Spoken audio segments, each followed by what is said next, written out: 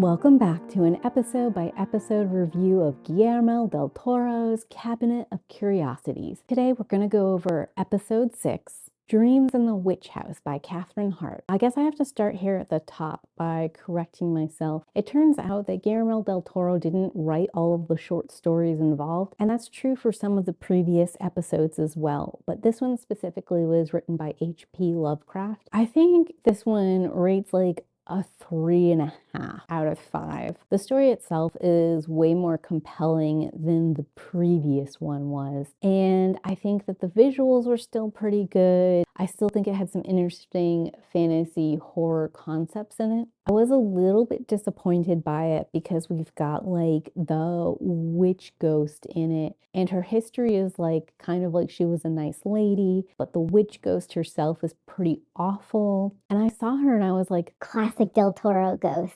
She's terrifying looking, and she's gonna help our character out. Huzzah! But I guess I should have remembered I was watching a episode based off of a Lovecraft short, because obviously the witch is bad and tries to kill our protagonist. I thought the twins angle, while not new in any way, shape, or form, was well executed, and I liked the chemistry between the two twins. I felt like even though one of them was stuck as a young girl and the other one had aged a lot, that they still seemed to have a kinship going on. I liked the very early opener with Lavinia, the fake psychic, doing all those cool tricks. I love anything spiritualism related in like that 1920 setting, whether we make the spiritualism real and actual ghosts, or whether or not we're talking about like the hucksters and the snake oil salesman version of spiritualism. Both of those in their own way are so much fun. There's just so much showmanship and flash pair really well with the visual medium.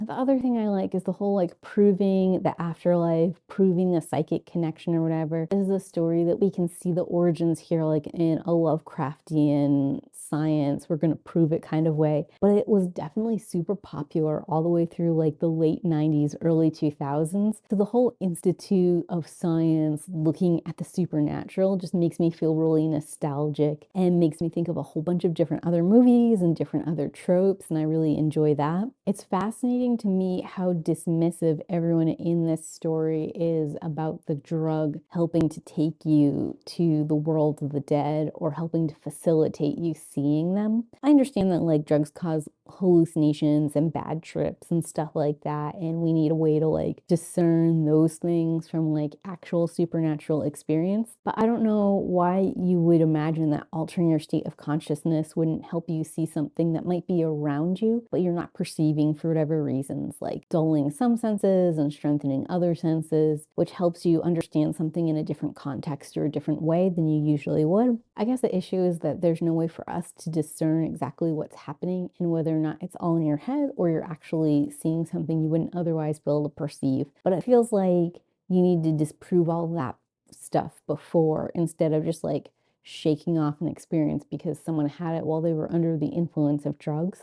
Dreams in the Witch House does make quite a few leaps that show that the main character's obsession with like finding his twin sister has driven him a little bit off the beaten path, and he makes a couple of leaps that don't make sense, but like if he didn't make those leaps and decisions, we wouldn't have a story, so I guess I can't complain too much about it. Also, like the twist reveal at the ending shows us that maybe everything we have been shown the whole time is a lie and something entirely different happened. I really like the psychic lady's paintings and how they like connect together through triangles. Visually, the style is super different than what we got in Pickman's model, but it's also really interesting and compelling. And I like her character, like just trying to help a random person. She seems really kind and good-hearted. I felt bad for the nun. And I wondered a little bit about the nun's death, if it's because she was trying to do something that a priest should be doing, because she seemed very devout. So maybe it was saying that like these are things that God can't protect you from, or maybe it's just a critique in general that God's not real.